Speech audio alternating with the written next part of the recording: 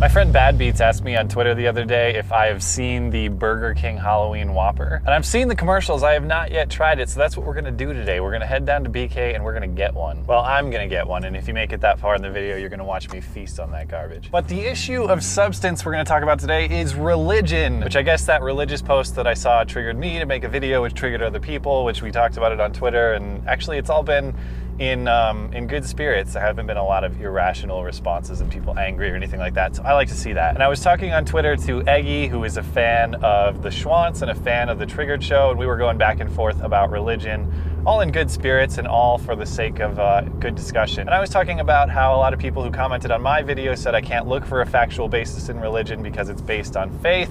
And if it's based on faith, you have to surrender your loyalty to reason, you have to surrender your loyalty to evidence, and you just have to believe. And we were talking about that, and Eggy asked me, isn't science to some extent based on faith? Don't you have to have some degree of faith that your observations are correct, he asks. And to an extent, I get what you're saying if you want to take the ultra-philosophical view that you can never really know anything, so if you want to measure the length of something, for example, you have to have complete faith that the ruler itself is accurate and so forth. But when we're talking about faith in science, are we talking about faith in claims?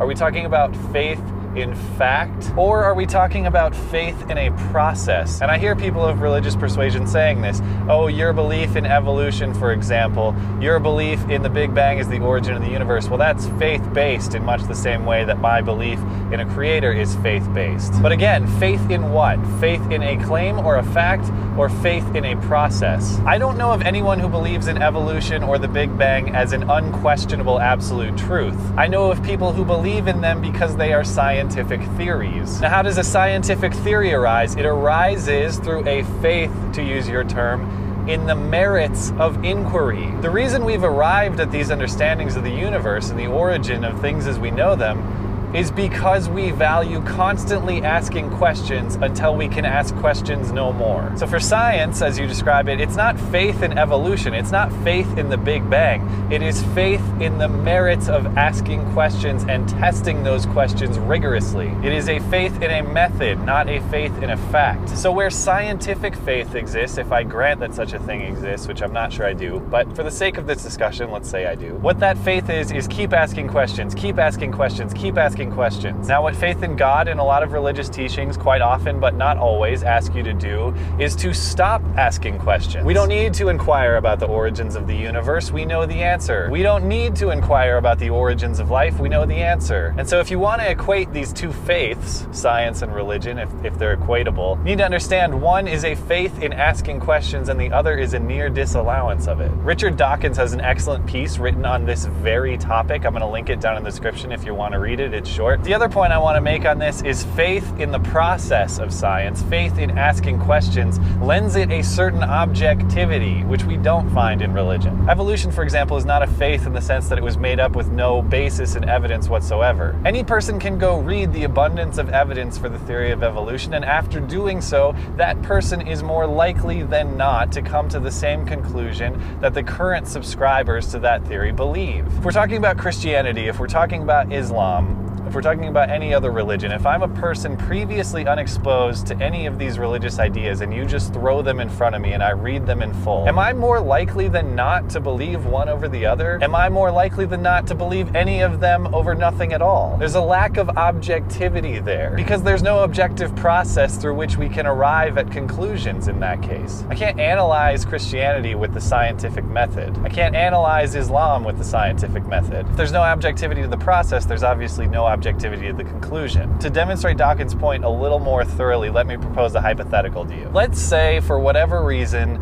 humanity as we know it dies tomorrow. Except and only except for, let's say, a very small population of babies and toddlers in some type of safe zone. And they have a means to survive. So a clean slate, fresh start for humanity. Once those babies and toddlers have grown up and they've reproduced and there's a new generation of humans that arise, and that keeps perpetuating until, let's say, we have an entirely different human race 100, 200, 300, 1,000 years down the line. Now, humans are curious. That is the basis for both science and religion. question, right? It is the constant quest to answer the questions we have about the universe around us. But that hypothetical society that I'm talking about, that clean slate society, do you suppose there's any possibility that that society believes in Christianity in the way we do today? Do you suppose there's any possibility that that society believes in Islam the way we do today? Alternatively, I would think, after hundreds and thousands of years of development of thought for that society, they would come to a similar understanding about the natural order of the world and the universe around us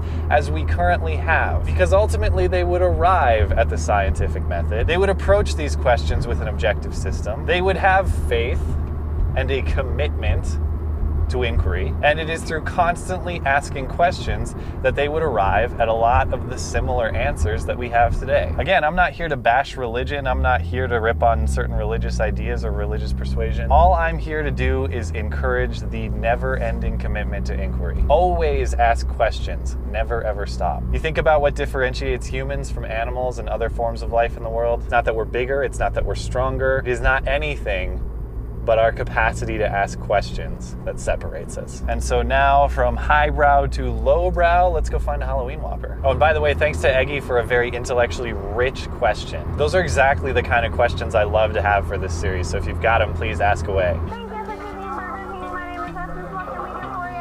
Yeah, can I get the Halloween Whopper as a meal with Coke, please?